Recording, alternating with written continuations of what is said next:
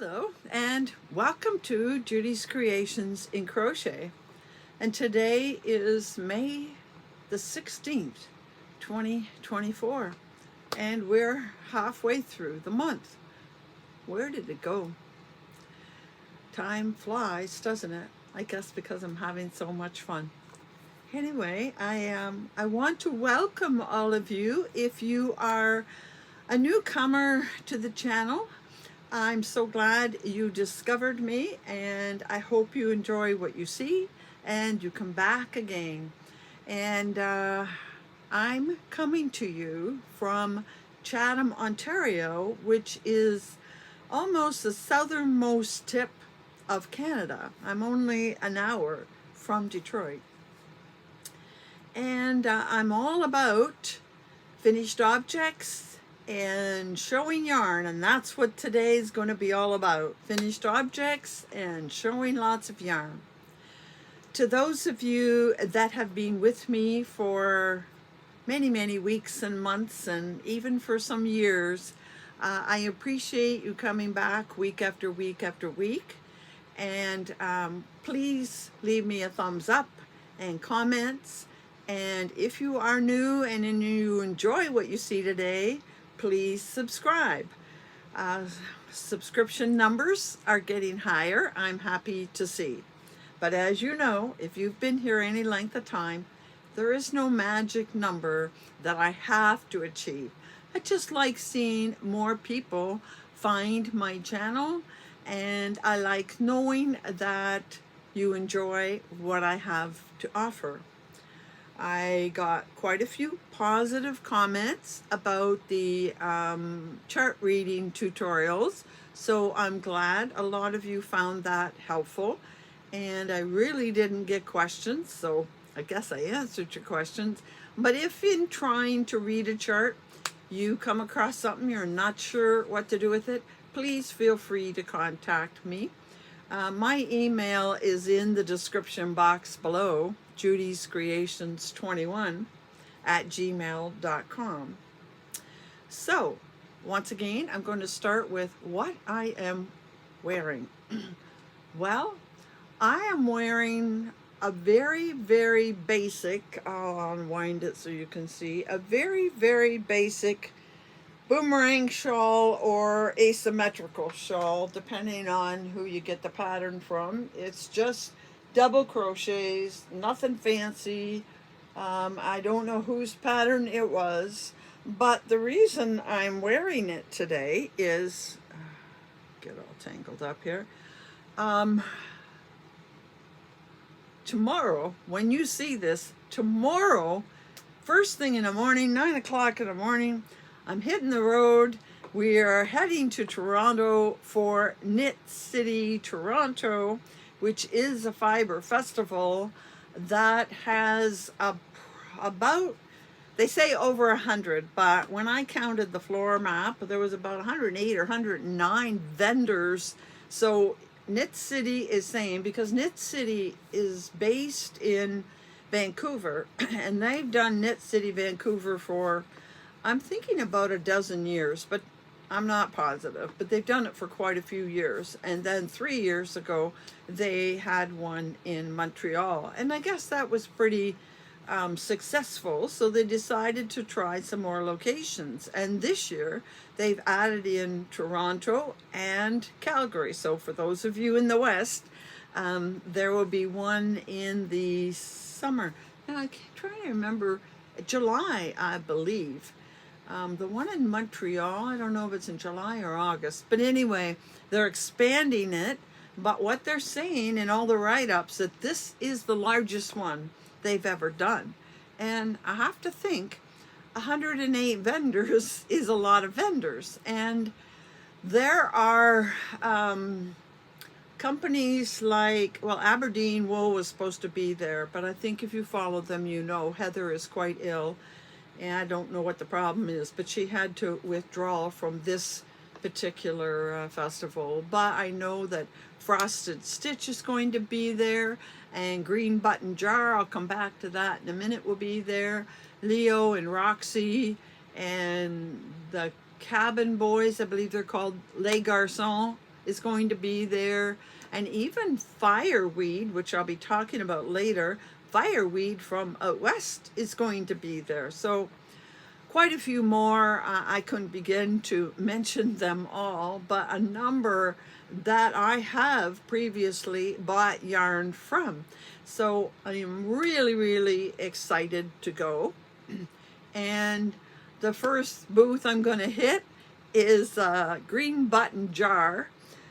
She has a canvas bag in limited numbers, and I think I want to get one of her canvas project bags.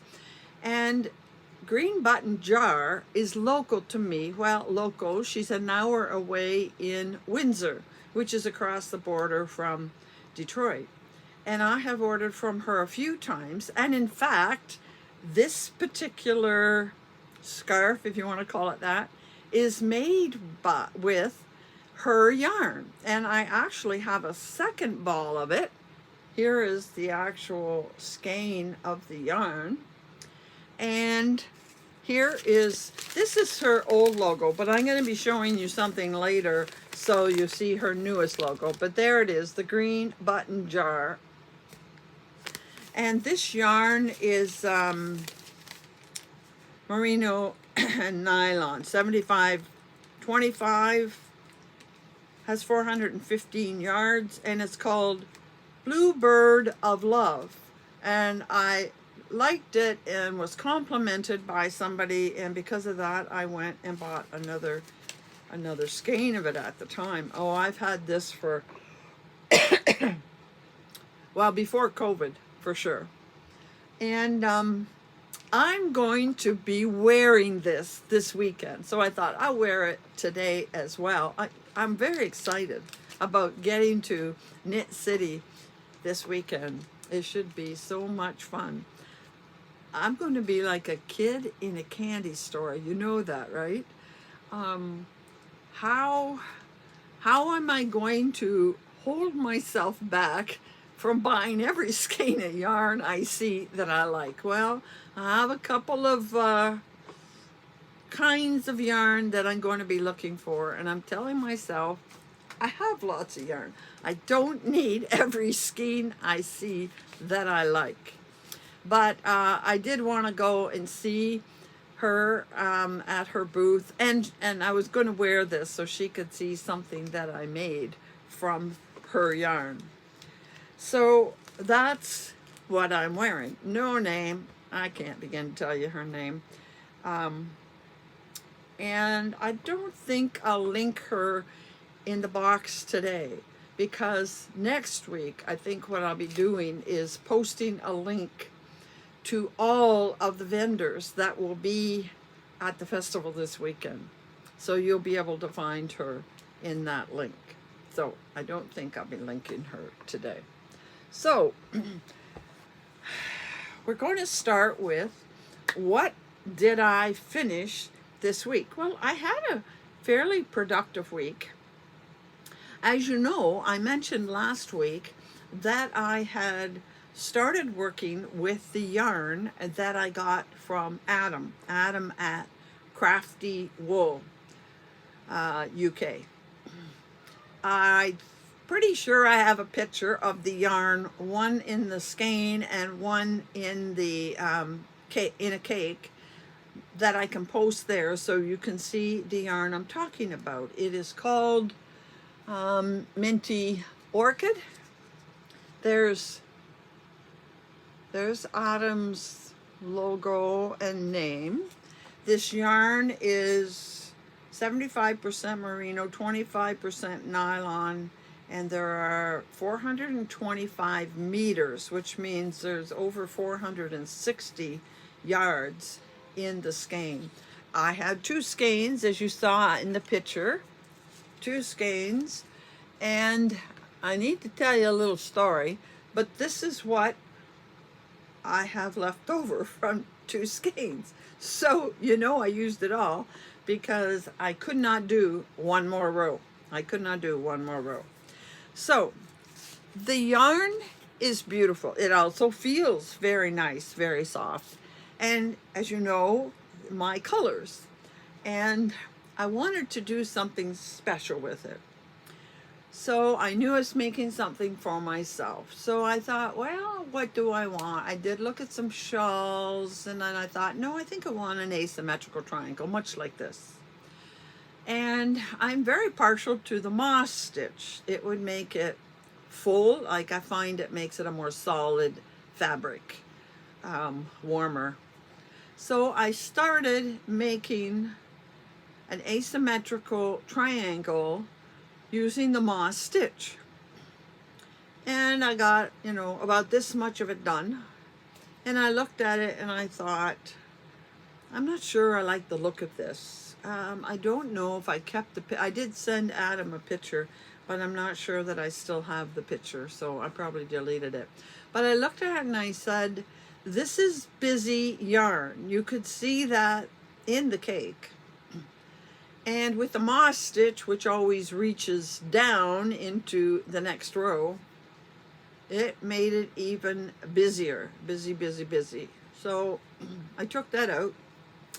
And I had a pattern for an asymmetrical triangle that was, I'm going to say 7 or 8 rows, just plain double crochets. And then it had 3 rows that together made a little bit of it wasn't windows, a little bit of a lacy pattern. Not super lacy, but it was open and it had a little bit of something in it.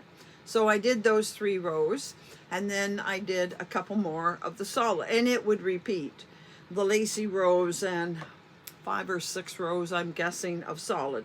Then the lacy, which was 3 rows, and then another big solid. But I looked at what I had and I said, that doesn't work for me either, because lacy open work did not work with this yarn.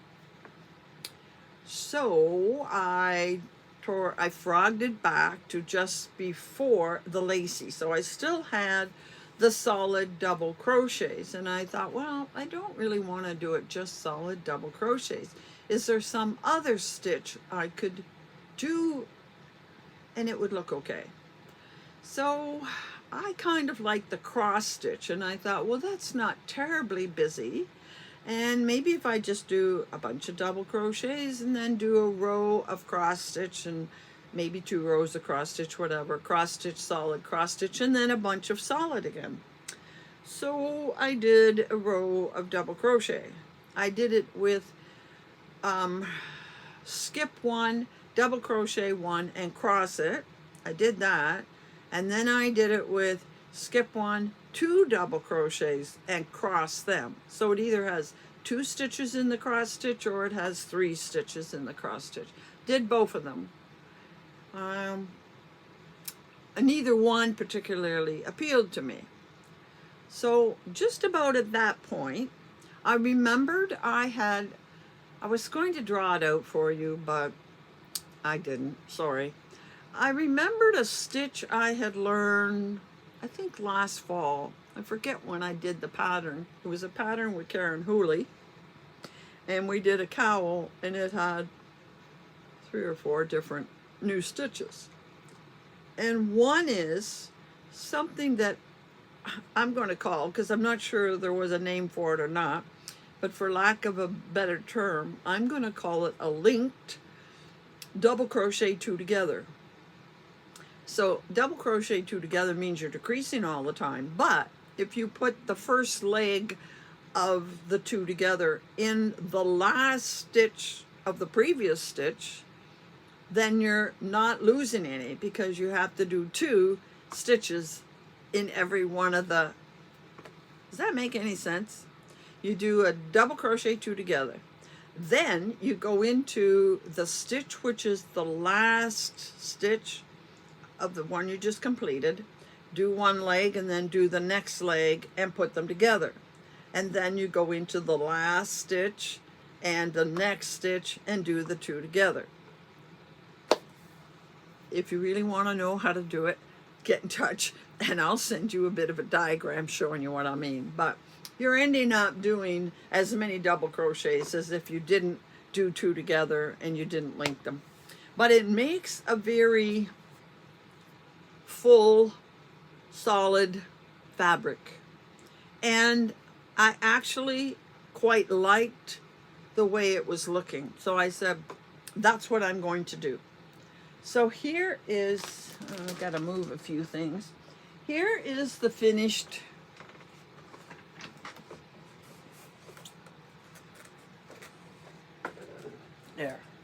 there it is, finished.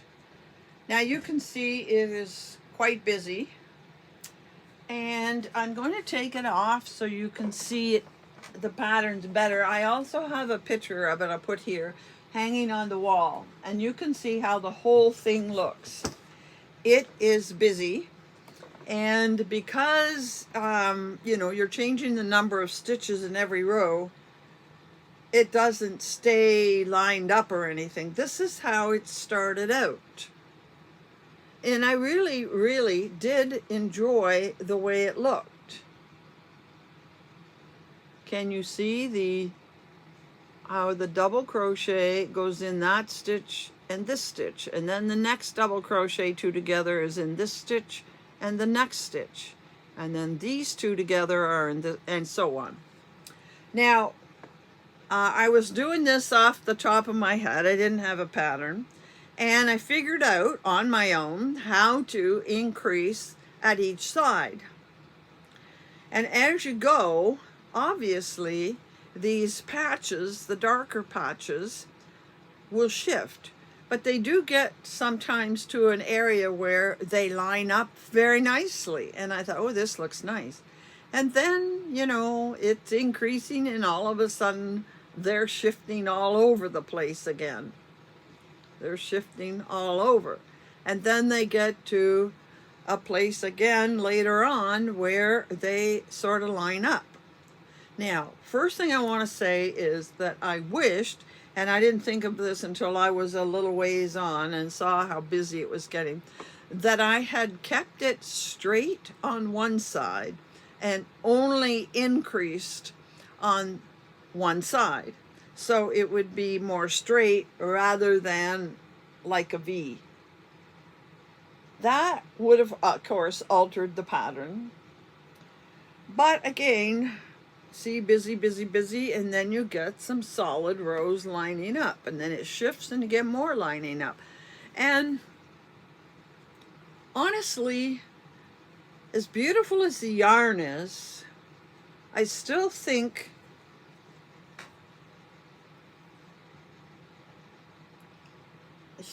this shawl is too busy the way it is. I absolutely love the colors. I did have a conversation with Adam, and I told him that, you know what, I think maybe down the road, I mean, even before I finished, I was thinking I might frog it and redo it with a straight edge and an angled edge.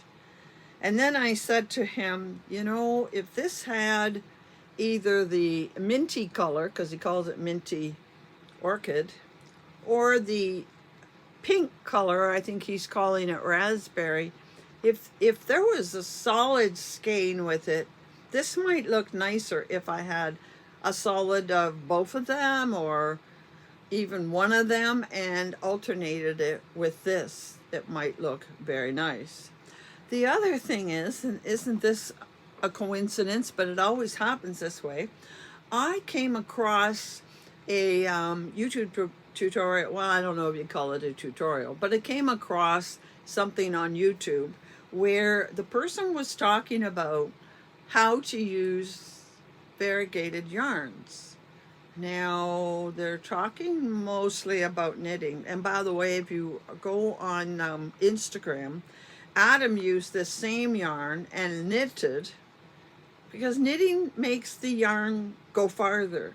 You don't need as much yarn to knit as you do to crochet.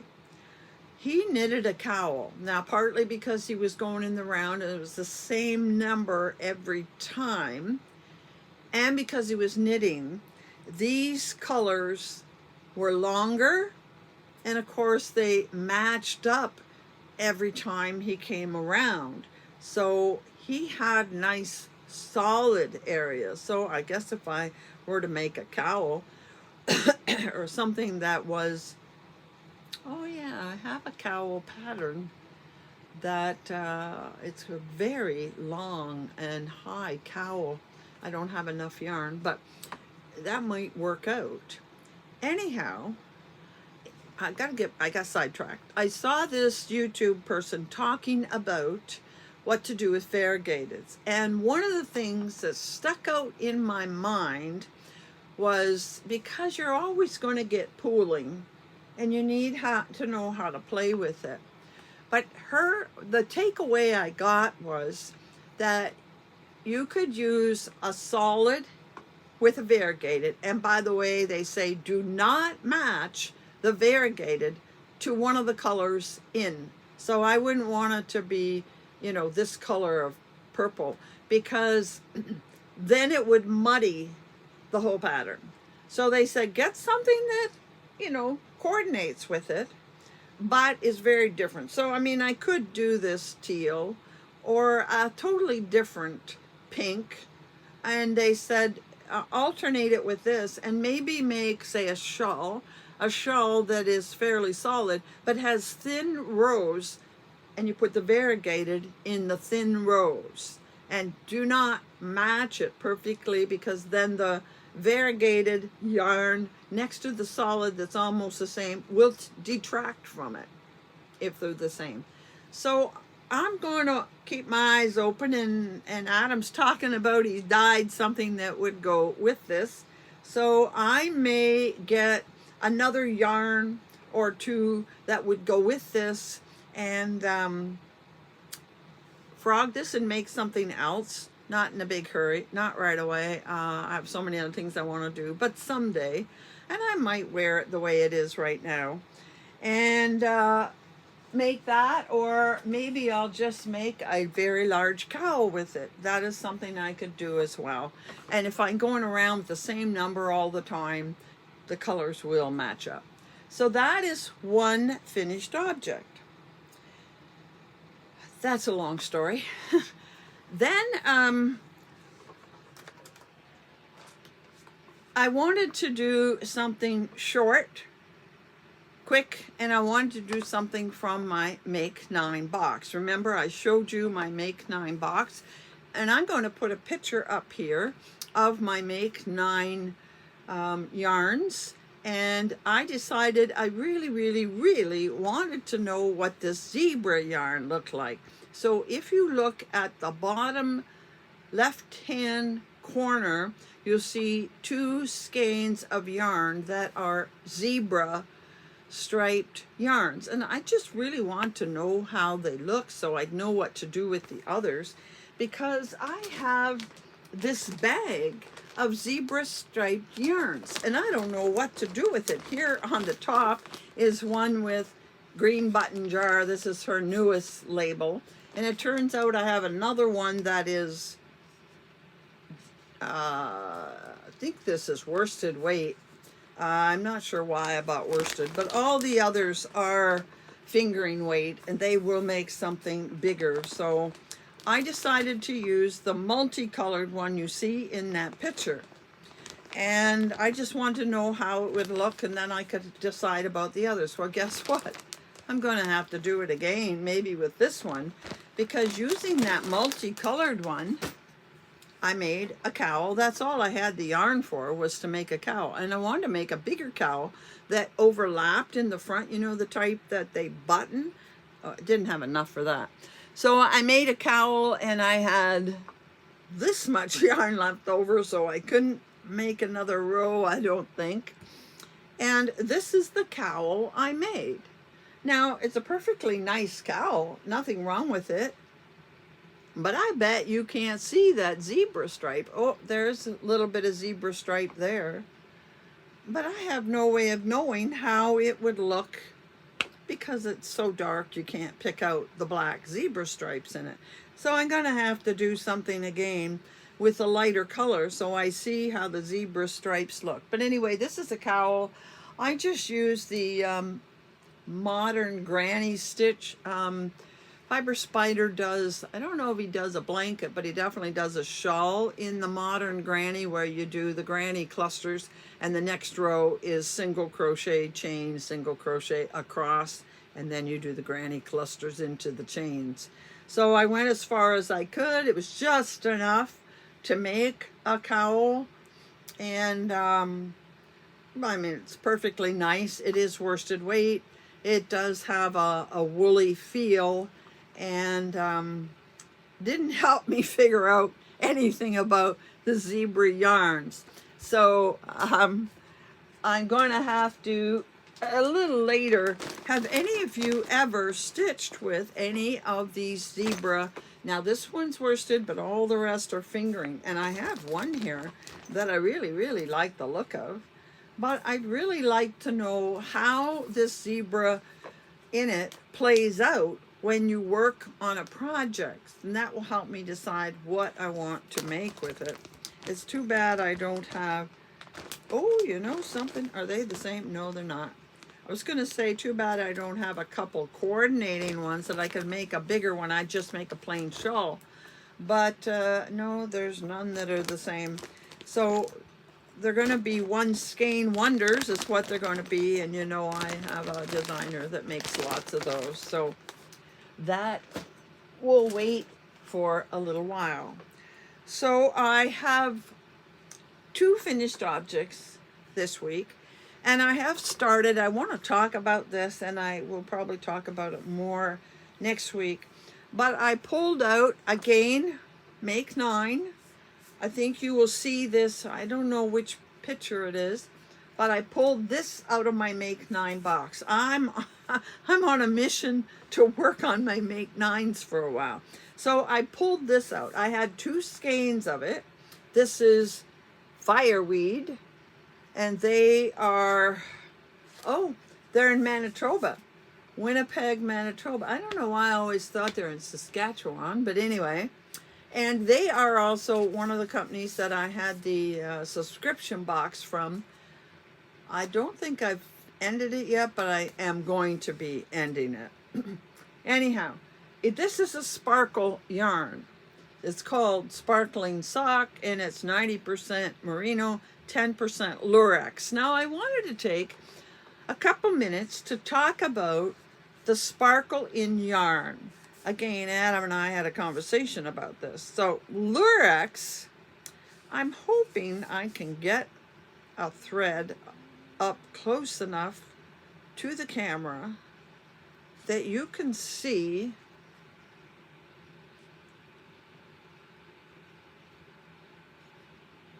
I'm not sure if you can see or not, but it is a thread of metallic that is wound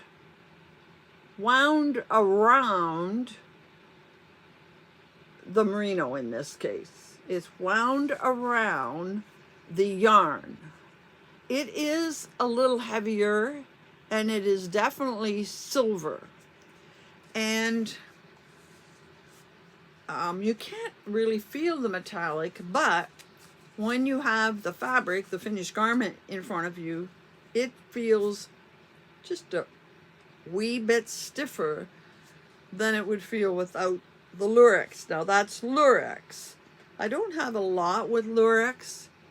Can you see how it is wound around? Maybe in this area here, you can see it wound around it. But my preference is, although I like them both, my preference is Stellina. Now, Stellina is a very, very fine, see it sticking up there? Very, very fine fiber. And they don't weave it around, and it gives it more of a delicate, it's not the whole, like that's a whole strand of metal wound around. This is a fine fiber with specks of the sparkle. So it's not wound around, and it's not solid, so silver or whatever. It's just flecks that stick up all over, like the hairiness of a mohair.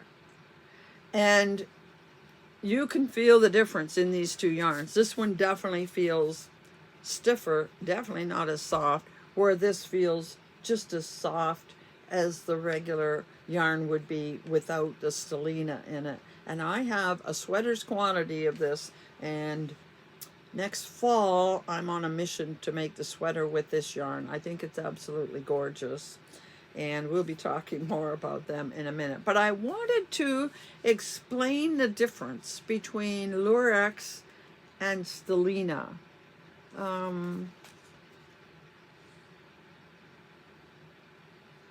Trying to see if the yarns look a little different to you. Yeah, see how it's in the yarn, and here it's sort of all over like the fluffiness of mohair. All right, so I am working on a project with this. I didn't bring it down, but that's okay. It's a pretty straightforward pattern, and I'll talk about it next week. So this will be a finished item for next week. And that'll be the third item out of my Make 9 box. And then I might take a break for a little bit. So that's all to do with finished objects. Now I'm going to do an intermission and do something I like to do every now and then, and do it by surprise. I decided to do another draw, and I did it from last week's video. And the winner from last week is, here's the picture, Licorice's Crochet Mom. And I know that that is Jane. Jane is here in Ontario. And Jane, I know you don't use the finer yarns as much. You're still a very new crocheter. So I thought you might enjoy this cake, and the cake is merino. So it is 4-ply. I know you use them. This could make a scarf or a cowl or maybe a shawl. I have to look up how many yards are in it. I don't remember. But it starts out with brown and, well, I don't know, it's gray or brown. You could maybe even add a solid color to start and then do this and keep going and make a shawl out of it to make it longer. But anyway, this is, congratulations, Jane. And as you know, I'm hitting the road tomorrow morning. So this won't get in the mail till next Tuesday. I have your address already. So I will see that this gets in the mail to you next week. Congratulations, Jane. Next, I want to talk about acquisitions. And I really only have one major acquisition. I ordered twice from her, and I'll talk about that in a minute. But just today, as I came home, I see in my mail that I received sooner than I thought. I didn't think it'd be here till the end of the week, and you know it's not the end of the week for me when I'm taping. I received today my May mystery skein from the color of my fiber, and you know I get one from her every month, and you get to choose the base you want. You don't know the color, but you get to choose the base you want. Now if you order from her the mystery skein and don't want to see this, guess you better fast forward or turn away or something.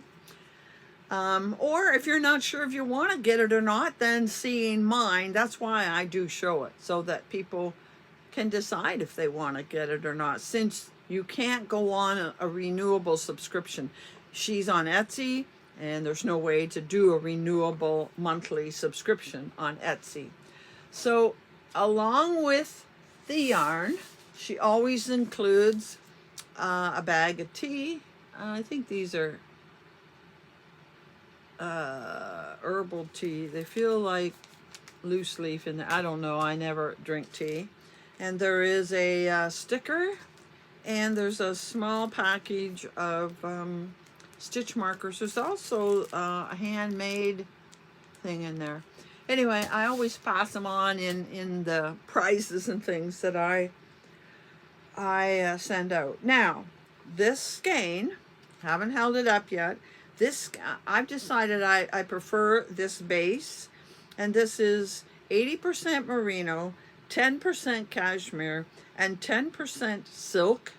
It is a fingering weight, and it has 440 meters, which takes it up over about 880 yards. So it's a good size. It is one of her more expensive bases, but I just love the feel of the silk. And so here is, don't look if you don't want to see it. Now's the time to turn away. This is this month's skein. Now, it's not in a skein form because she sends it vacuum sealed, which I'll show in a minute. So I've just opened it up. I had to see it. And I won't even mention colors, but for those that are turned away, this has been one of my favorite skeins. I have been doing her since December. So this is my 6th skein of yarn from her. And it might be my favorite or my second favorite. I really, well, partly because I love the feel of it. It is very silky. And and it's not, for those turned away, it is not blue and purple. It's totally different than blue and purple, but I really, really like this skein. So I'm going to put it down now, so if you were turned away, you can turn back. Anyhow, it's a gorgeous, I love the tones and how they change. I don't know if I'll do it as a single skein project or try to find something to match up to it. Okay, I have one acquisition. What happened was I have been, as you know, not ordering very much lately, trying to keep away from adding too much to my stash. But every now and then I see Ravenswood sends me a newsletter every week, and I occasionally make an order there. And of course I still make some EFA orders, just because every week they have if you are not on the newsletter for EFA, that's Expression Fiber Arts, you must get on their newsletter, because every week they have a free pattern. I'm not kidding you, a free pattern every week. It lasts a week or two that you can get it free. I mean, you don't have to buy another thing. Just put the pattern in your cart and proceed like you're paying, although it'll be $0. And then they will give you the link to download it. And you can, it's there in your orders forever. And you can download it every time you want. And if they have an upgrade, the next time you download it, it'll be updated. So they have a lot of beautiful patterns. Now I'm only a crocheter, but they seem to alternate between crochet and knit. So I have a lot of knitters out there. I have a lot that are both knit and crochet. You will have a full library of patterns from them. I must have over 100 patterns, and that's just crochet, free patterns. Anyhow, and then of course they have yarn that goes with it and sales on the yarn, and of course I'm a sucker for beautiful yarn and a sale. But anyway, enough of that. I made a Ravenswood order. I hadn't ordered from them in, probably a couple months. And all of a sudden one week I saw several that I really liked. And then before I even got them, or about the time I got them, she came on. They are, as I told you, they lived in Nova Scotia. They moved to New Brunswick, and now they are in the process of moving back to Nova Scotia. And they are keeping the yarn business. I think they're giving up the animal part of the business.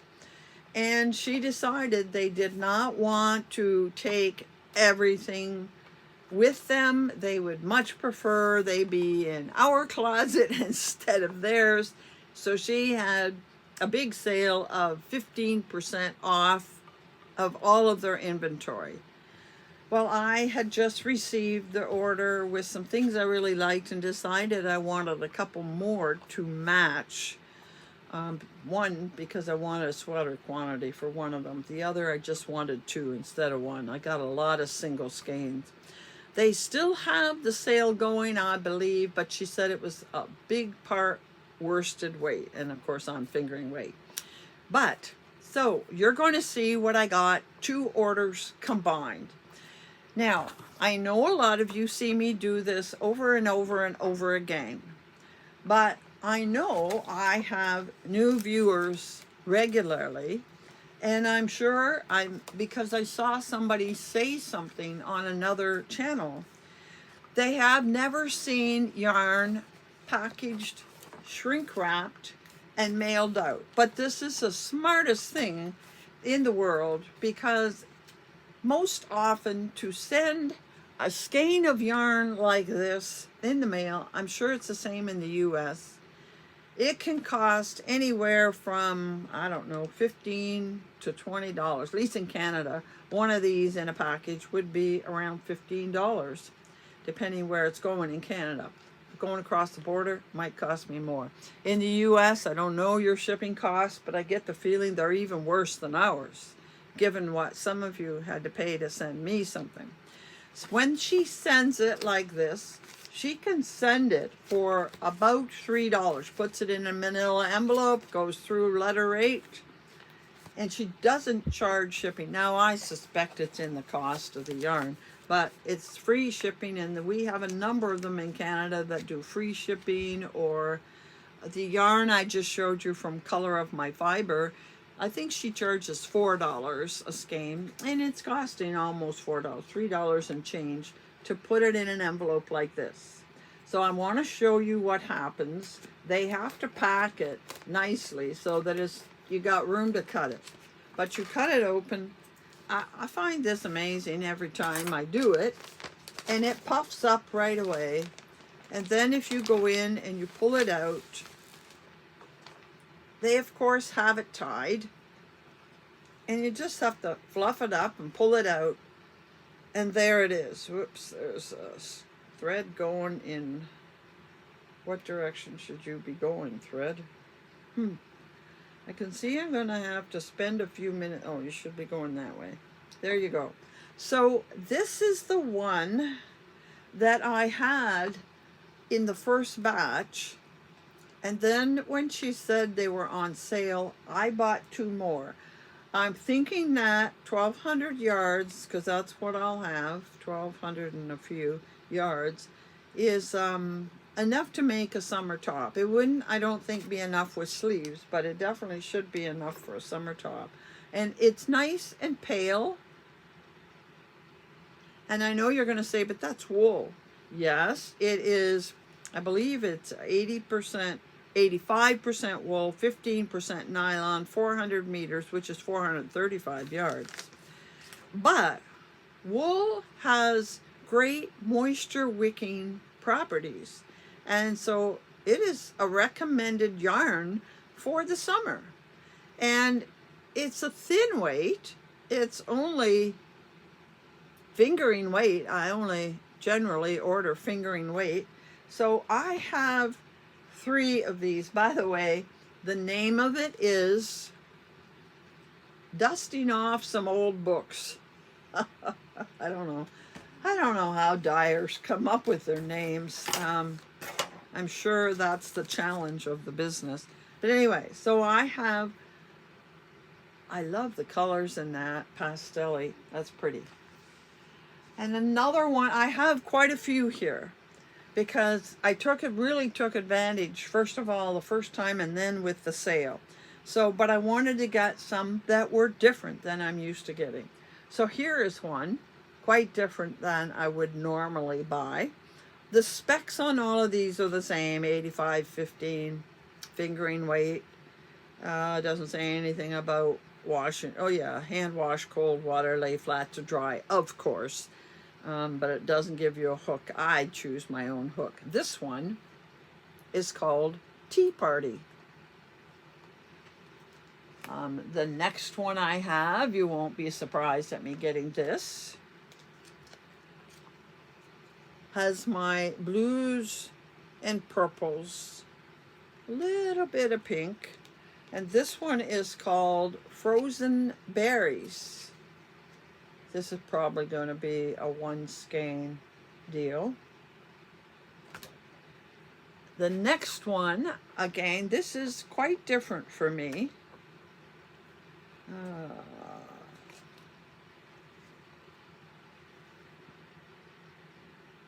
Isn't that pretty? I like my earthy fall colors as well. And peachy is pretty. This one is called Elegant Defiance. I guess it defies my color choices. Anyway, I think that is quite pretty. I'm going to have to either cake them up or skein them up to get them in the box. Next one, again, those earthy tones. This is called Thanks a Latte.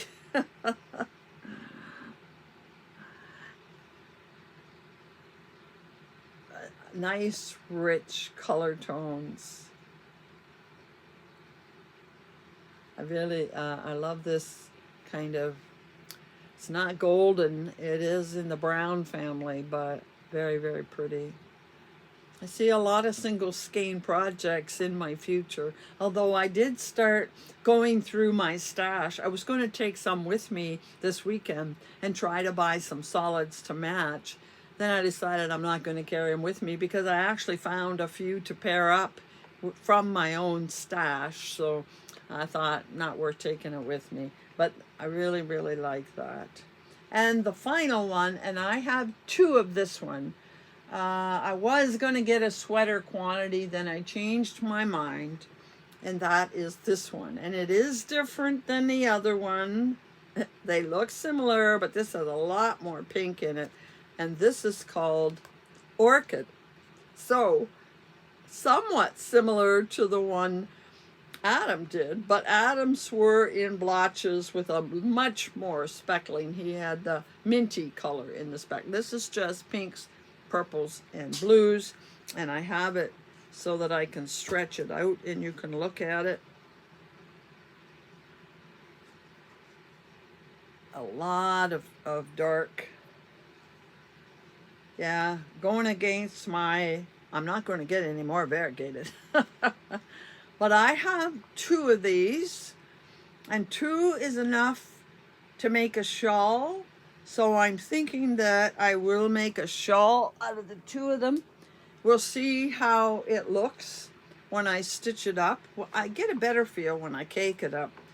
And if it needs it, I'll get, say, a gray or something to mix with it and see how that goes. But I really, really love that color.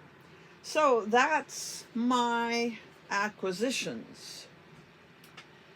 And there are no more acquisitions sitting there waiting, as there usually are. So that's all I have to tell you this week, all I have to show you, all I wanted to talk about. But as you know, I am super excited to be heading to Toronto this weekend.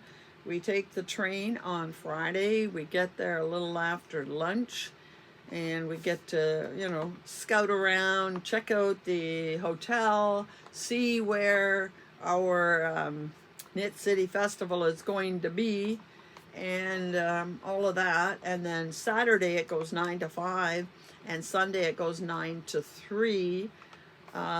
We probably won't stay until 3. I'm not sure, it might be 4 o'clock that we get on the train and head back home. And of course I'm taking something with me to work on, because we're on the train for almost 3.5 hours. So a chance to get something done. Anyhow, and I'm going to be meeting up with 2 of my viewers for sure, as far as I know, that are in the Toronto area. I did contact another one to see if she could make it. So that'll be pretty exciting too. And you can be sure that I will be taking a mixture of video and pictures, mostly pictures, because that doesn't drain the battery quite as fast. And like I said, I'm gonna head right to Green Button Jar first, and but I intend to get to every one of them, see what they have, and try to get some things that are different, more solids and tonals than I usually get. And I understand Les Garçons has something called fluff, and I'm kind of curious to see what that's all about. So, you know what next week's going to be all about?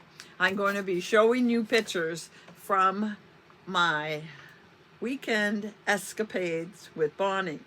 So be sure to come back to see that. I think that will be quite exciting. And until then, happy hooking.